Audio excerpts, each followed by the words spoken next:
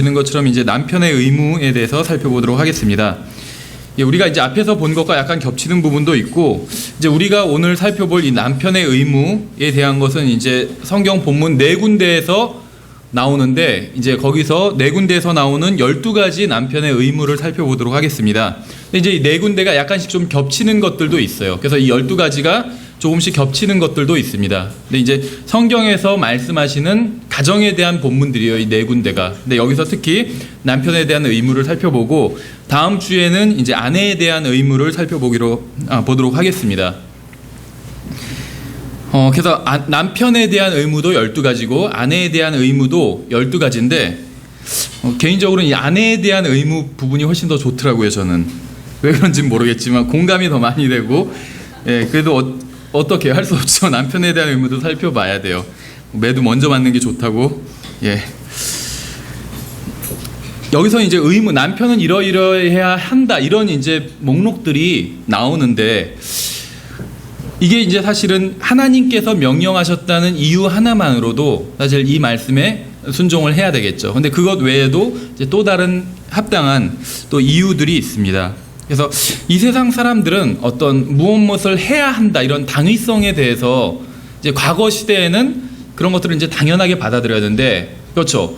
부모님을 존경하고 또 학교에서 선생님을 존경하고 이런 것들을 당연하게 받아들였는데, 지금은 이제 어떤 소위 탈권위 시대, 그래서 어떤 권위에 복종하지 않는 그런 시대인 것 같아요. 그래서 복종해야 된다 하면 왜 복종해야 되냐, 이렇게 반문하는 시대라는 것이죠.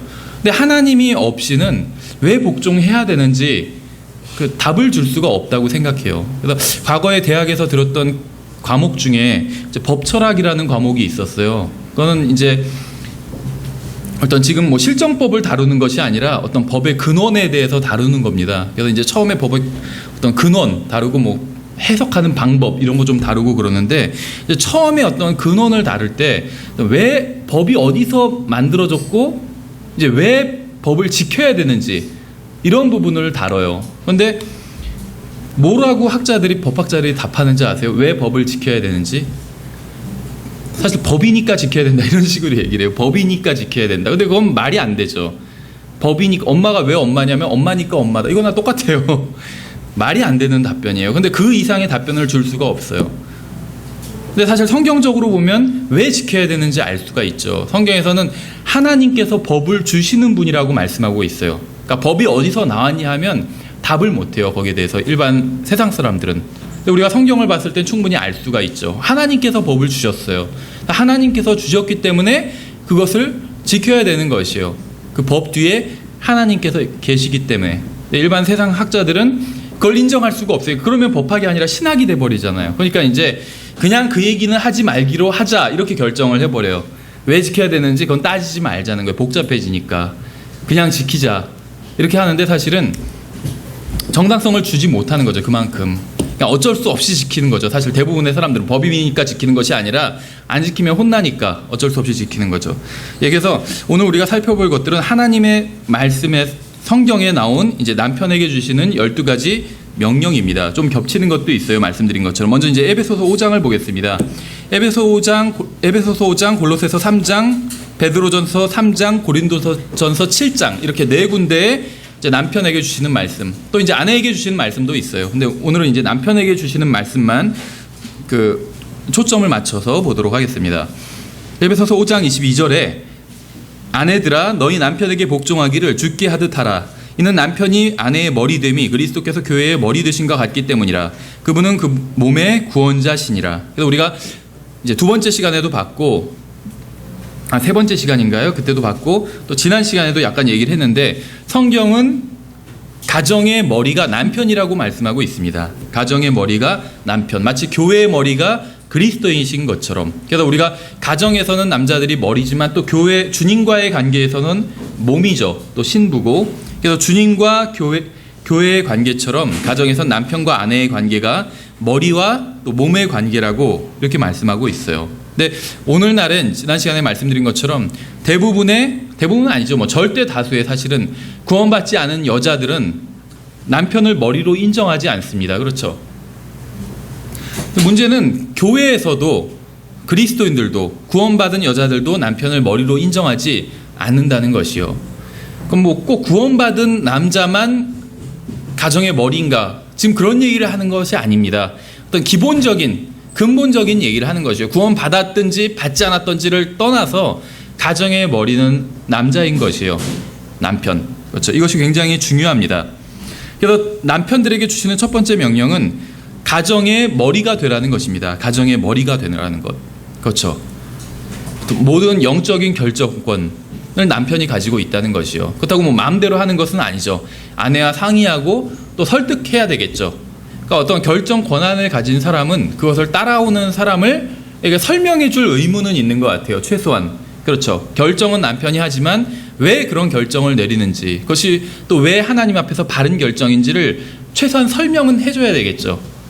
주님께서도 설명을 대부분 많이 해주고 계시잖아요. 뭐 모든 걸 다 설명해 주신 것은 아니지만 많은 것들을 설명해 주고 계세요. 왜 우리가 그것을 따라야 되는지. 그렇죠. 예, 그래서 남편은 가정에 대한 전체적인 책임을 지고 있습니다.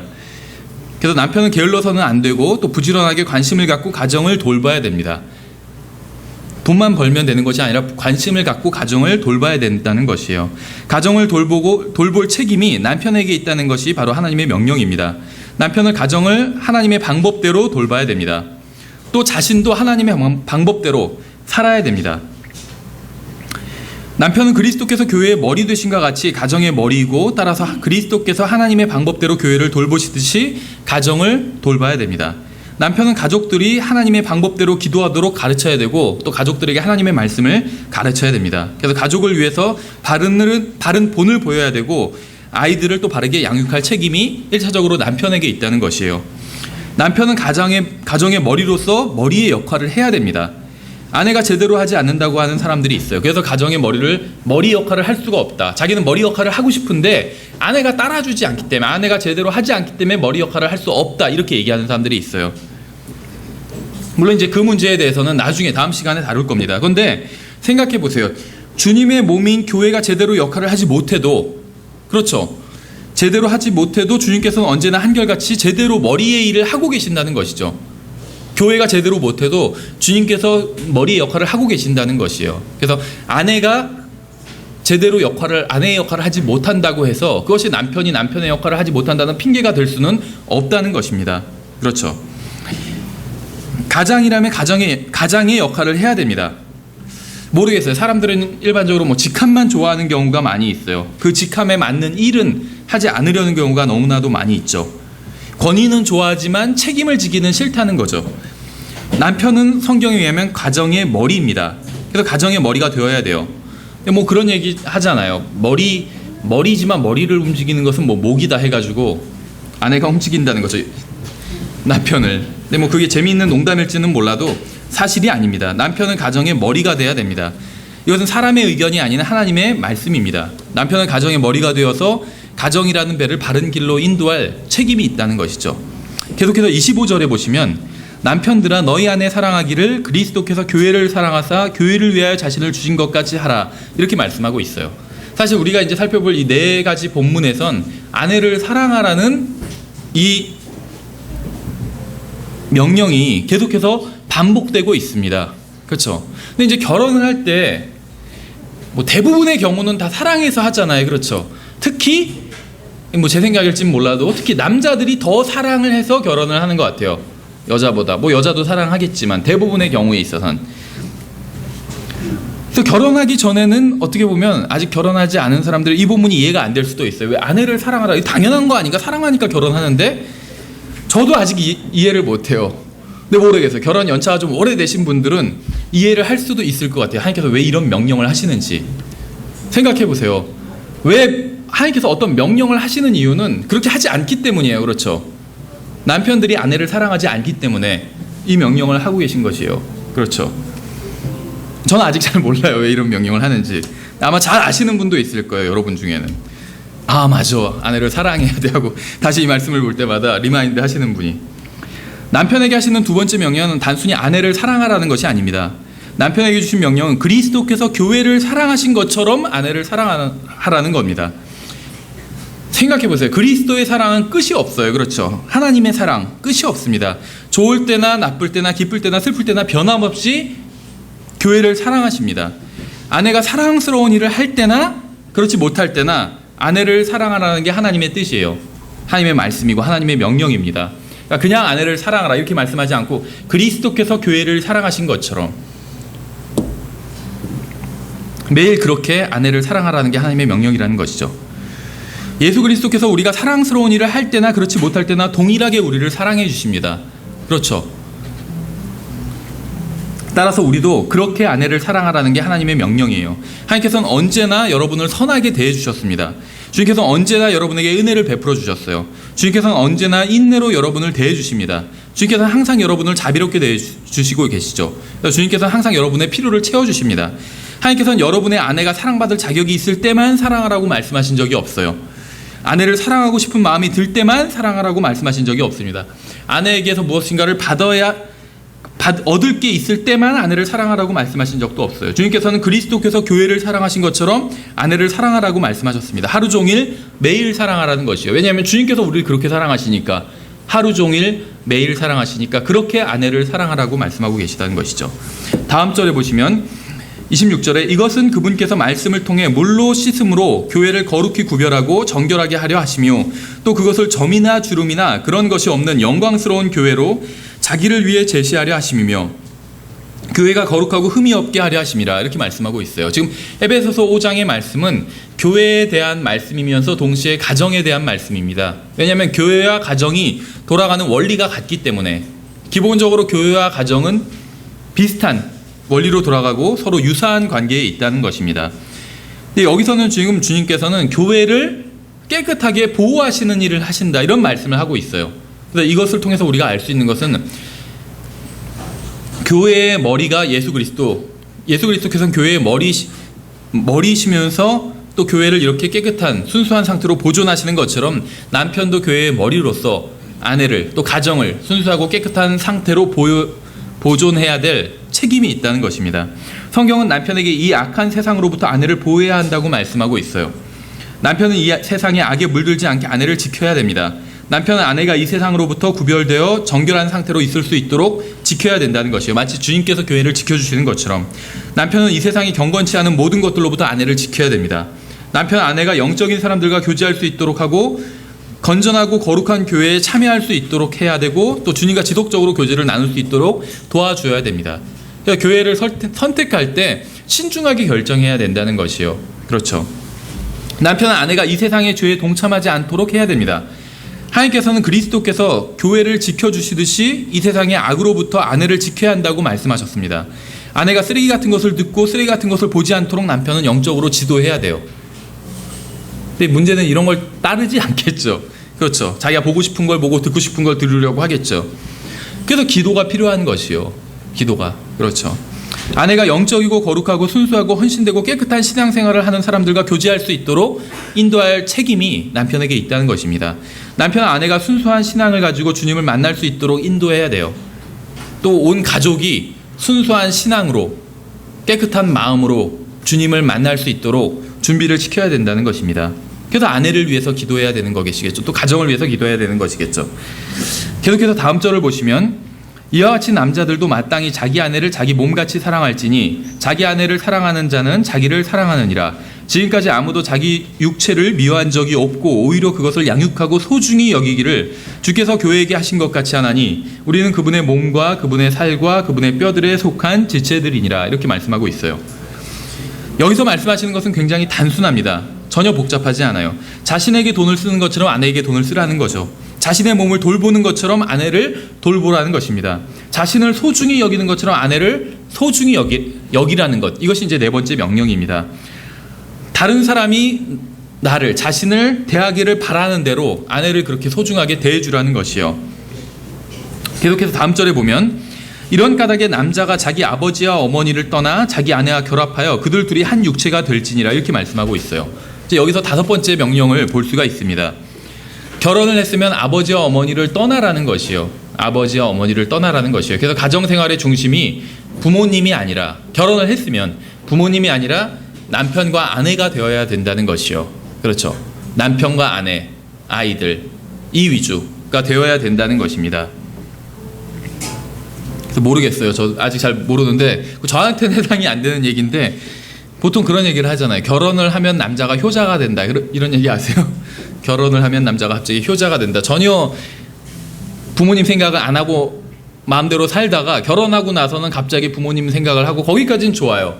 그런데 자기가 효도를 하는 게 아니라 아내가 효도를 하게끔 강요를 한다는 것이죠. 그래서 막 싸움이 엄청 일어난대요. 그래서 뭐 요즘 효도는 셀프다 이런 얘기가 있더라고요. 자기 부모님한테는 자기가 효도하기 뭐 이렇게. 그런데 아내와 부모님과의 관계가 중요해요. 이게 절대 중요하지 않다는 것이 아니에요. 근데 이제 결혼을 한 사람이라는 전제입니다. 결혼을 한 사람에게 있어서 부모님과의 관계도 중요하고 아내와의 관계도 중요해요.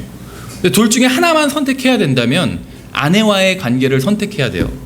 이걸 선택하지 않고 부모님과의 관계를 선택하기 때문에 가정이 파괴돼 버리는 것이요. 불화가 일어나는 것이고. 그래서 성경에서는 남자가 자기 아버지와 어머니를 떠나 아내와 결합하라고 말씀하고 있어요. 아버지와 어머니를 떠나야 돼요. 물리적으로 떠나는 것만 말씀하시는 것이 아니라 정신적인 것까지 다, 감정적인 것까지 다 말씀하고 있는 거예요. 그래서 남자는 아버지와 어머니, 특히 어머니 어떤 경우에 떠나야 됩니다. 어머니들의 애정이 깊잖아요. 결혼하고 나서도 계속 자식을 소유하려고 해요. 자기 마음대로 하려고 하고. 근데 이제 자기 마음대로 하려는 기간은 끝났어요. 죄송하지만. 소유권이 말이 나지만 이전된 거예요. 한마디로.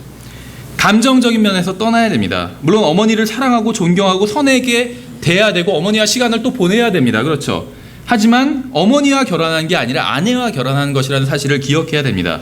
어머니와 평생 함께 살고 싶다면 결혼을 하지 않으면 돼요.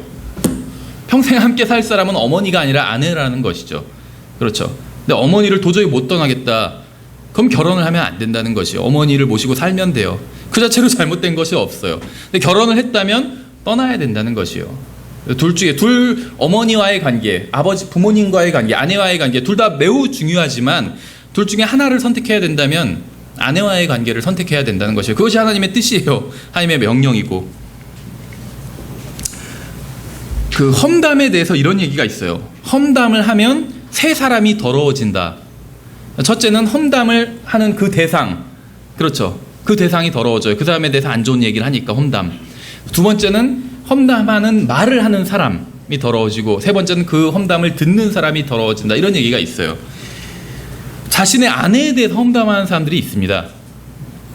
모르겠어요. 개인적으로는 아내에 대해서 험담하는 사람보다는 남편에 대해서 험담하는 사람이 훨씬 많다고 생각하지만 지금 남편에 대한 시간이니까 아내에 대해서 험담하는 사람들이 있어요. 근데 형제님들은 그런 험담에 절대로 참여하면 안 됩니다. 자신의 아내에 대해서 부모님에게 험담하는 사람들이 있어요. 그렇죠. 그렇게 하면 안 된다는 것이에요. 아내와의 관계를 약화시키는 그 어떤 일도 하지 말아야 됩니다. 다른 사람들과 가까워지기 위해서 아내에 대한 험담을 해야 한다면 차라리 그들과 가까워지지 않는 것을 택하라는 것이에요. 가족이나 친척이나 친구나 동료들에게 아내에 대한 험담을 하지 말라는 것입니다. 그러한 것은 아내와의 관계에 해가 된다는 것이요. 아내와의 관계에 해가 되는 일을 절대로 하지 말라는 것입니다. 결혼한 형제님들, 여러분은 아버지와 어머니를 떠나서 새로운 가정을 세운 것입니다. 여러분은 아내와 함께 새로운 가정을 세워가고 있는 것이요. 여러분이 해야 할 일은 가정을 세우는 것이지 무너뜨리는 것이 아니라는 것이에요. 아내에 대해 험담하는 것은 가정을 세우는데 전혀 도움이 되지 않는다는 것이죠. 특히 부모님한테 가서 이런 험담을 하는 것, 반대도 마찬가지겠죠. 여러분이 함께 한 몸이 되어서 살아야 될 존재는 부모님이나 친구가 아니라 아내라는 것이죠. 또 남편이라는 것입니다. 계속해서 33절을 보면 그럼에도 불구하고 너희 각 사람이 자기를 사랑하듯 개별적으로 자기 아내를 사랑하고 아내도 주의하여 자기 남편을 존경할지니라 이렇게 말씀하고 있죠. 아내를 사랑하라고 이렇게 말씀하고 있어요. 그렇죠. 근데 이제 거기서 끝나는 것이 아니라 성경이 굉장히 구체적이에요. 정말 피해갈 구멍이 없을 정도로 구체적이에요. 자기 아내를 사랑하라고 말씀하고 있어요. 자기 아내. 뭐 사실인지는 모르겠지만 그 아마데우스라는 영화가 있잖아요. 모차르트의 그 인생을 다룬. 저도 다 보진 않아서 기억을 못 하는데 모차르트는 아내를 사랑했다고 그래요. 그렇죠. 근데 문제는 자기 아내만이 아니라 아내들을 다 사랑했대요. 남의 아내까지도. 성경은 자기 아내를 사랑하라고 말씀하고 있어요. 자기 아내. 남의 아내 말고, 아니면 어떤 이상적인 아내상 말고, TV에 나오는, 영화에 나오는 막 이상적인 아내가 있잖아요. 또 이상적인 멋진 남편이 있잖아요. 그렇죠. 그런 이상적인 남편, 남의 아내, 이상적인 아내를 사랑하는 것이 아니라 자기 아내, 비록 자기 눈에는 부족해 보일지라도 그 자기 아내를 사랑하라고 말씀하고 있어요. 많은 일들이 마음에서부터 나옵니다. 우리 시대는 진정한 회개가 사라진 시대예요. 사람들은 변명하기에만 급급합니다. 죄를 죄로 인정하지 않아요. 바람을 피워도 그것이 자신의 잘못이 아니라고 그래요. 그렇죠. 아내를 사랑하지 못할 수밖에 없는 상황이다. 아내가 너무나도 안 좋은 사람이기 때문에 이런 식으로 변명한다는 것이죠. 대중매체는 사람들의 죄를 지적해주고 그것을 지지해주고 그것을 정당화하도록 지원하고 있습니다. 생각해 보세요. 예전에 어떤 그 목사님의 간증을 들은 적이 있는데 그런 얘기를 하시더라고요. 이제 그 목사님도 드라마를 봤대요. 특히 아침 드라마를 즐겨봤대요. 근데 아침 드라마 소재가 뭔지 아세요? 저도 지금 이제 저희 집엔 TV가 없어요. 지금 잘 모르는데 아마 지금도 비슷할 거예요. 이제 부모님과 같이 살 때는 항상 아침 드라마로 하루를 시작하시거든요. 아침 드라마의 소재가 항상 뭐 불륜 막 이런 거예요. 가정 불화. 왜 그런지는 모르겠어요. 근데 이제 문학이라는 게 어떤 금기된 것을 항상 다루거든요. 우리 일반적인 삶을 다루면 재미가 없어요. 그렇죠. 어떤 금기된 것을 다뤄요. 그런데 어떻게 다루냐 하면 어떤 간음하는 것, 바람 피는 것 이런 것을 다루면서 그것을 아름답게 그려내요. 남편이 있는데 아니면 아내가 있는데 너무 안 좋은 사람으로 나오게 해요. 그래서 이 사람은 막 거기에 괴로워하고 있어요. 근데 갑자기 어느 멋진 사람이 재벌 2세가 나타나서 너무나도 잘 대해줘요. 그래서 그 사람과 사랑할 수밖에 없는 상황을 보여줘요. 그래서 그 목사님이 그런 얘기를 하시더라고요. 그래서 그걸 보니까 그게 이해가 되더라는 거예요. 그 간음이 바람 피는 게 이해가 되더라는 거예요. 왜냐면 남편이 너무 안 좋은 사람이야. 근데 어떤 남자가 오더니 너무 잘해줘요. 친절하게. 그러니까 거기서 사랑을 서로 하는 게 이해가 되더라는 거예요. 그러면서 자기가 가만히 생각해 보니까 성경은 그것을 무엇이라고 부르냐 하면 간음이라고 부른다는 거예요. 근데 이 세상에선 그것을 사랑이라고 부른다는 거예요. 간음을 아주 아름답게 보여줘요. 그래서 예전에 타이타닉 말씀드렸죠. 예전 시대 100년 전에는 서로 약혼을 하면 결혼한 것과 마찬가지예요. 근데 타이타닉의 여주인공이 약혼을 한 사람이 있잖아요. 근데 남자 주인공과 바람을 피죠. 근데 저희도 타이타닉을 봤는데 너무 아름답게 나와요. 그게 공감이 가고 막 둘이 사귀어야 되는 것처럼 나오고. 그걸 성경에선 간음이라고 불러요. 간음. 이 세상에선 그걸 아름다운 사랑 이렇게 부르지만 영원히 못 잊을 아름다운 사랑 이렇게 부르지만 성경에선 간음이라고 부른다는 것이죠. 그렇죠. 자기 아내, 자기 남편을 사랑하라고 말씀하고 있다는 것이죠. 그래서 이런 대중매체가 이런 죄를 지지해주고 정당화해주는 역할을 한다는 것이요. 봐라, 간음. 너희는 성경에서 그걸 간음이라고 부르지만 사실 이렇게 아름다울 수 있다. 아름답지 않냐 이렇게 제시하고 있는 것이요. 그렇죠. 자신의 아내에 대해서 불평하는 사람들이 있습니다. 자신의 아내가 얼마나 형편없는 여자인지 불평한다는 것이요. 왜 아내를 더 이상 참아줄 수 없는지 이야기합니다. 그러나 하나님의 말씀을 믿어야 된다는 것이요. 성경은 각 사람은 자신의 아내를 사랑하라고 말씀하고 있어요. 하나님의 말씀을 믿고 그 말씀에 순종할 때 무너진 가정이 다시 세워질 수 있습니다. 그렇죠. 우리가 하나님께서 먼저 우리를 사랑해 주셨기 때문에 우리가 변화된 것이잖아요. 사랑받을 자격이 없다 할지라도 사랑해주면 변화될 수 있다는 것이요. 하나님의 사랑으로 사랑한다면. 이제 골로새서 3장에 시간이 없으니까 뭐 다 찾지는 않겠습니다. 체크만 해놓으세요. 골로새서 3장 19절에서 남편들아 너희 아내를 사랑하고 모질게 대하지 말라 이렇게 말씀하고 있어요. 모질게 대하지 말라. 그렇죠. 나의 인생이 잘못된 것이 아내의 탓이 아니라는 것이요. 아내한테 화풀이를 하지 말라는 것이요. 성령의 열매 중에는 기쁨이 있습니다. 여러분에게 기쁨이 없는 이유는 결코 아내 때문이 아니라는 것입니다. 성령의 열매 중에는 사랑이 있어요.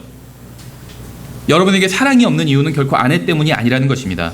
여러분의 인생에 문제가 있다고 해도 아내의 잘못이 아닌 경우가 대부분이에요, 사실은. 그렇죠. 근데 화풀이를 아내가 하긴 하는데 대부분은 아내의 잘못이 아니라는 것이죠. 여러분이 가지고 있는 대부분의 문제는 여러분이 결혼하지 않았다 해도 여전히 존재했을 문제들입니다. 대부분은. 그렇죠. 여러분이 하나님과 제대로 교제를 나누지 못하는 이유가 아내 때문이 아니라는 것입니다. 생각해보세요. 아담은 선악과를 따먹고 나서 자기가 선악과를 따먹게 된 그 원인이 이유가 아내 때문이라고 그렇게 얘기를 하잖아요. 그렇죠. 그래서 하나님과 여자를 동시에 지적을 하죠. 하나님께서 주신 저 여자 때문에, 여자라고 불러요. 저 여자.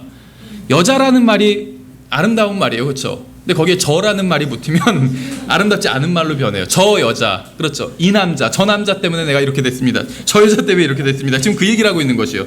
그런데 성경에선 로마서 5장 14절에서 한 사람 아담이 죄를 지었기 때문에 모든 인류의 죄가 들어왔다 이렇게 말씀하고 있어요. 아담은 저 여자 때문에 내가 이렇게 되었다 이렇게 얘기하는데 성경에서는 아담 때문에 죄가 들어왔다 이렇게 말씀하고 있어요. 아담이 죄를 안 지을 수도 있었어요. 근데 아담은 죄를 짓는 걸 선택했던 것이죠. 어쨌든 간에 성경은 아내를 모질게 대하지 말라고 말씀하고 있습니다. 여러분에게 생긴 문제는 아내 때문이 아니라는 것이죠. 아내한테 화풀이 하지 말라는 것이요. 친절하게 대하라는 것입니다. 베드로전서 3장에서 7절에선 남편들아 이와 같이 너희도 지식에 따라 그들과 동거하고 아내를 더 약한 그릇이요 또 생명의 은혜를 함께 상속받을 자로 여기고 존중하라. 그리하여 너희 기도가 방해를 받지 아니하리라. 이렇게 말씀하고 있어요. 기도에 대한 말씀인데 또 가정생활과 기도가 관련이 있다는 그런 말씀인 것이죠. 만일 우리가 합당하게 아내를 대하지 않는다면 하나님께서 우리의 기도를 듣지 않으신다는 것입니다. 우리가 아내를 합당하게 대하지 않으면 우리의 기도는 방해를 받게 된다는 것이요. 왜냐하면 우리의 잘못된 행위로 인해 하나님께서 우리의 기도를 듣지 않으시기 때문에 그런 것이죠. 여러분이 아내를 합당하게 대하지 않는다면 여러분은 기도 응답을 받지 못할 것입니다. 100% 확실해요. 왜냐하면 하나님께서 그렇게 말씀하셨기 때문에. 여러분이 아내를 합당하게 대하지 않았는데 어떤 응답을 받았다고 생각한다면 그것은 하나님께서 주신 응답이 아니라 마귀가 주는 응답이에요. 하나님께서 응답해 주지 않으신다고 말씀하셨잖아요. 합당하게 대하지 않는다면. 우리는 아내를 소중히 여기겠다고 결혼식에서 서약을 한 것을 잊을지라도 하나님께서는 잊고 계시지 않습니다. 그렇죠. 하나님께서는 남편들에게 주신 9번째 명령은 아내와 함께 지식 가운데 거하라는 것이요. 지식 가운데 거하라. 합당히 대해야 되는데 어떻게 대해야 하는 것이냐면 지식 가운데 거하라고 먼저 말씀하고 계세요. 남자와 여자는 굉장히 다릅니다. 서로. 그렇죠. 남자들이 걱정하지 않는 것, 전혀 걱정하지 않는 것을 여자들은 또 걱정하기도 하고 남자들이 아무렇지도 않게 생각하는 것을 여자들은 굉장히 불편해하기도 하고 모르겠어요. 남자 입장에서 보면 여자들이 굉장히 좀 이상한 면이 있어요. 근데 어쨌든 간에 또 남자들이 전혀 무서워하지 않는 것을 무서워하기도 하고 남편과 아내는 마귀가 공격하는 면도 다릅니다. 그렇죠. 마귀는 TV 드라마나 잡지를 통해서 여자를 타락시키고 하나님과 멀어지게 하기도 합니다. 많은 여자들이 TV 드라마나 잡지에 나오는 비현실적인 이야기들을 사실로 받아들이기도 해요. 그렇죠. 마귀는 여자를 잘 알고 있습니다. 어디를 공격해야 무너지고 하나님과 멀어지는지 잘 알고 있어요. 따라서 여러분은 성경을 알아야 됩니다. 성경을 알아야 아내를 알 수가 있어요. 그렇죠. 성경을 알아야 아내가 어느 부분에 약하고 어느 부분에 강한지 알 수가 있습니다. 여러분은 마귀가 어떻게 여러분을 공격하는지 알아야 되는 것처럼 마귀가 어떻게 아내를 공격하는지 아내를 어떻게 무너뜨리는지도 알아야 된다는 것입니다. 생각해 보세요. 요즘은 웬만한 직장에 들어가려면 다 대학을 나와야 돼. 대부분이. 그렇죠. 유치원에서 아이들을 가르치거나 빵을 만들거나 식당에서 일을 하려고 해도 대학에 나오는 사람들 선호하는 경우들이 있어요. 근데 직업을 갖기 위해서 거의 20년 넘게 교육을 받습니다. 어떤 일을 하려고 해도 교육받아야 돼요. 그렇죠. 교육받지 않고 할 수 있는 일은 없어요. 대학을 안 나와도 교육받지 않고 그냥 할 수 있는 일은 거의 없다는 것이요. 그렇죠. 하다 보면 인형 눈을 붙여도 어떻게 붙이는지 교육을 받아야지 할 수 있잖아요. 그런데 우리는 가장 중요한 것에 대한 교육은 거의 받지 않은 채 현장에 투입됩니다. 바로 결혼이라는 것이죠. 아내를 어떻게 대해야 하는지에 대해서는 전혀 교육을 받지 못한 채 결혼이라는 현장에 투입돼요. 결혼 생활이야말로 인생에서 가장 중요한 것 중에 하나인데 말이에요. 처음 번째 시간에 말씀을 드렸죠. 전쟁에 나갈 때 2번 기도하고 결혼할 때 3번 기도해라 이런 말이 있다고 러시아 속담 중에. 가장 중요한 일이고 어떻게 보면 가장 두려운 일일 수도 있는데 전혀 준비가 되어 있지 않다는 것이죠. 그래서 지금이라도 성경을 펴서 하나님께서 아내와의 관계에 대해서 또 가정생활에 대해서 무엇이라고 말씀하시는지 배워야 됩니다. 가장 중요한 일이에요. 가정생활에 대한 교리를 가르쳐달라고 하나님께 간구해야 됩니다. 우리 신학원에서는 지금 과목이 우리 교회에서 하는 신학원에서는 과목이 굉장히 적기 때문에 이 가정생활에 대한 것은 없는데 사실 지금 우리가 공부하고 있는 이 시간 있잖아요. 이 시리즈 공부들이 미국에 있는 그 제임스 나스 목사님 신학원에서는 거기서는 신학원 과목 중에 하나예요. 왜 그런지 아세요? 가정생활이 제대로 안 되면 교회가 안 되기 때문에 목회가 제대로 안 되기 때문에 교회가 망가지고 공격받는 것은 목사의 가정생활이 제대로 안 돌아가든지 성도들의 가정생활이 제대로 안 돌아가든지 그럼 교회가 공격받는 거예요. 가장 교회의 어떤 근간을 이루고 있는 것이 가정이기 때문에 그래서 신학원에서 하나의 과목으로 가르쳐요. 이 결혼과 가정 이 과목을. 굉장히 중요하다는 것이죠. 알아야 돼요. 그리스도인이 가장 중요한 것 중에 하나라는 것입니다. 그래서 그리스도인의 가정답게 생활할 수 있도록 가르쳐달라고 간구해야 됩니다. 성경적인 가정생활을 오래 지속할 수 있도록 가르쳐달라고 주님께 구해야 된다는 것이죠. 성경은 아내를 존중하라고 말씀하고 있습니다. 여러분은 상대방을 존중하는 게 어떤 건지 아마 아실 겁니다. 여러분이 직장 상사를 대할 때처럼 존중하면 돼요. 그게 존중이에요. 그렇죠? 우리는 다 존중하는 게 어떻게 존중하는 건지 알고 있어요. 직장 상사를 대할 때처럼. 아니면 피고인으로 법정에 섰을 때 판사를 존중하는 것처럼. 판사한테 막대하지 못하겠죠. 존중할 수밖에 없어요. 그렇죠? 그게 존중하는 거예요. 아니면 직장을 얻기 위해서 면접을 할 때 면접관, 사장님일 수도 있고 하여튼 그 면접관들한테 존중하는 것처럼 그게 존중이에요. 성경은 아내를 존중하라고 말씀하고 있어요. 존중하지 않으면 기도 응답받지 못한다고 말씀하고 있어요. 그렇죠? 왜 내 기도가 여태까지 응답받지 못했을까? 오늘 그 이유 중에 하나를 아신 분도 있으리라고 생각을 합니다. 우리는 다른 사람을 어떻게 존중하는지 알고 있습니다. 성경은 아내를 존중하라고 말씀하고 있어요. 왜 아내를 존중해야 되는지 아세요? 물론 하나님께서 존중하라고 명령하셨기 때문에 존중해야 됩니다. 근데 다른 이유도 너무나도 많이 있죠. 평생을 함께 살겠다고 결심한 사람이기 때문에 아내가 나와 평생을 함께 살겠다고 결심한 사람이기 때문에 존중해야 된다는 것이죠. 존중받을 가치가 충분히 있어요. 그렇죠? 생각해 보세요. 나와 평생을 함께 살겠다고 수많은 사람들이 그렇게 결정한 게 아니잖아요. 그렇죠? 싫어하는 사람들도 많이 있어요. 근데 아내는 그 결정을 해준 사람이잖아요. 그러니까 충분히 존중받을 가치가 있다는 것이죠. 아내는 존중받을 자격이 충분히 있습니다. 그렇죠? 가정생활을 도와주잖아요. 식사 때마다 하나님께 감사를 드리는 것처럼 아내한테도 감사를 해야 됩니다. 집안 청소가 제대로 되어 있지 않거나 빨래가 되어 있지 않을 때 화를 내고 불평을 하는 남자는 있어도 청소가 제대로 되어 있고 빨래가 제대로 되어 있을 때 감사하는 남자는 적은 게 사실입니다. 그렇죠? 제대로 되어 있을 때 감사하는 사람은 적어요. 제대로 되어 있지 않을 때 화를 내는 경우는 많이 있지만 왜 감사를 하지 않느냐? 그러면 아내가 할 일을 당연히 해야 될 일을 했기 때문에 존중할 필요가 없다는 것이에요. 감사할 필요가 없다는 것이에요. 해야 될 일을 당연히 했기 때문에. 그런데 해야 될 일을 당연히 마땅히 해야 될 일을 하면 그 자체로 존중을 받아야 됩니다. 해야 될 일을 했다는 것은 존중을 받을 자격이 있다는 거예요. 남자가 직장에서 자신이 해야 될 일을 마땅히 하면 존중을 받을 수 있는 것이죠. 목사도 교회에서 당연히 해야 될 일을 하면 존중을 받습니다. 그렇죠? 따라서 아내도 해야 될 일을 하면 존중을 받을 수 있다는 것입니다. 존중을 해야 되는 것이고 하나님께서 아내를 존중하라고 명령을 하셨습니다. 고린도전서 7장에 보시면 1절부터 보시면 자 읽어보면 이제 너희가 내게 쓴 것들에 관하여 말하건대 남자가 여자에게 손을 대지 아니하는 것이 좋으니라. 그럼에도 불구하고 음행을 피하기 위하여 남자마다 자기 아내를 두고 여자마다 자기 남편을 둘지니라. 남편은 아내에게 합당한 애정을 베풀고 아내도 남편에게 그와 같이 행할지니라. 아내가 자기 몸을 마음대로 하지 못하고 남편이 하며 남편도 이와 같이 자기 몸을 마음대로 하지 못하고 아내가 하느니라. 너희는 서로를 속여 권리를 빼앗지 말라. 너희가 금식과 기도에 전념하기 위하여 동의를 구해 얼마 동안 그리하는 것은 예외이나 다시 함께하라. 이것은 너희가 참지 못함으로 인해 사탄이 너희를 시험하지 못하게 하려 함이라. 이렇게 말씀하고 있죠. 하나님께서 남편에게 하신 열 번째 명령은 예수 그리스도께서 자신의 신부를 대하시듯 합당한 애정과 친절로 대하라는 것입니다. 앞에서 한 말씀과 좀 약간 중복이 되죠. 다른 본문에서 말씀하고 있기 때문에 좀 비슷한 말씀을 다시 한번 반복해주고 있는 것 같아요. 또 11번째 명령은 남편이 아내의 몸에 대한 권리를 가지고 있듯이 남편의 몸에 대한 그 아내의 권리도 인정하라는 것입니다. 하나님의 말씀에 의하면 남편과 아내는 모두 잠자리에 대한 동등한 권리를 가지고 있어요. 남편이 아내의 몸에 대한 권리를 가지는 것처럼 아내도 남편의 몸에 대한 권리를 가지고 있습니다. 하나님께서 아내의 권리를 인정하라고 남편에게 명령하고 있는 것이죠. 계속해서 12절에 보시면 그러나 나머지 사람들에게는 주가 아니라 내가 말하노라. 만일 어떤 형제가에게 믿지 않는 아내가 있는데 그녀가 그와 함께 살기를 기뻐하거든 그는 그녀를 버리지 말며 이렇게 말씀하고 있어요. 그래서 성경은 아내가 믿지 않는 사람이라고 해서 아내를 버리지 말라고 말씀하고 있습니다. 사실 반대의 경우도 마찬가지겠죠. 남편이 믿지 않는 사람이라고 해서 남편을 버리지 말라.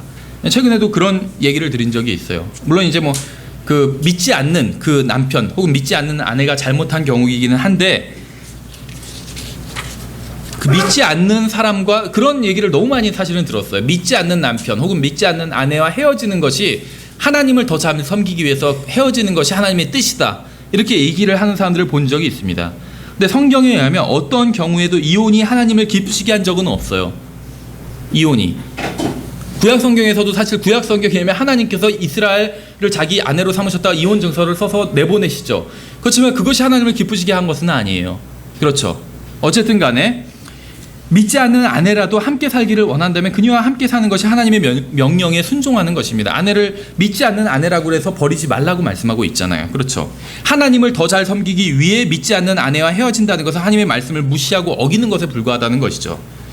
그래서 가정의 머리가 되어야 됩니다. 남편은 아내를 사랑해야 돼요. 아내를 순수하게 지켜줘야 됩니다. 자신을 사랑하는 것처럼 아내를 사랑해야 됩니다. 아버지와 어머니를 떠나 아내와 연합해야 됩니다. 자신의 아내를 사랑해야 됩니다. 또 아내를 모질게 대하면 안 돼요. 아내와 함께 지식에 따라 살아야 됩니다. 또 아내를 존중해야 됩니다. 또 여러분의 몸에 대한 아내의 권리를 인정해야 됩니다. 또 아내를 버리지 말라고 말씀하고 있어요. 방금 우리가 살펴본 명령들은 다 단순합니다. 물론 이러한 명령에 순종하기 위해서는 평생 하나님의 말씀을 연구하고 배워야 될지도 모릅니다. 그러나 여러분이 하나님을 사랑하고 아내를 사랑한다면 이러한 명령에 순종하는 것이 그리 어려운 일은 아닐 거라는 것이요. 만일 여러분이 아내를 사랑하지 않고 여러분 자신만을 사랑한다면 이러한 명령들이 어려울 것입니다. 사랑은 쉽게 만들어요. 그렇죠. 하나님께서는 언제나 우리를 신실하게 대해주셨습니다. 우리가 주님께 기쁨을 드리는 삶을 살 때나 그렇지 않을 때나 동일하게 우리를 선하게 대해주셨어요. 우리도 아내가 어떻게 행동하건 상관없이 주님께서 하셨던 것처럼 그렇게 선하게 대하는 것이 하나님의 뜻이고 명령이라는 것이요. 아내가 받을 자격이 있을 때만, 사랑스러운 일을 할 때만 사랑하고 선하게 대하라는 것이 아니라 우리도 그런 것처럼 우리도 하나님 앞에서 기쁨이 되는 일들을 행하는 것보단 하나님의 분노를 야기시키는 그러한 일을 행할 때가 훨씬 더 많이 있잖아요. 근데 우리가 기쁨이 되는 일을 할 때나 우리가 하나님의 분노를 일으키는 일을 할 때나 하나님께서는 동일하게 우리를 사랑하신다는 겁니다. 물론 분노를 일으키는 일을 할 때는 하나님께서 우리를 징계하시겠지만 하나님의 사랑이 줄어든 것은 절대 아니라는 것이에요. 마찬가지로 우리도 그렇게 아내를 사랑하라는 것이 바로 하나님의 뜻이고 명령이라는 것입니다. 그래서 하나님께서 원하시는 남편이 되게 해달라고 주님께 간구하시기 바랍니다. 다음 시간엔 아내의 의무에 대해서 살펴보도록 하겠습니다.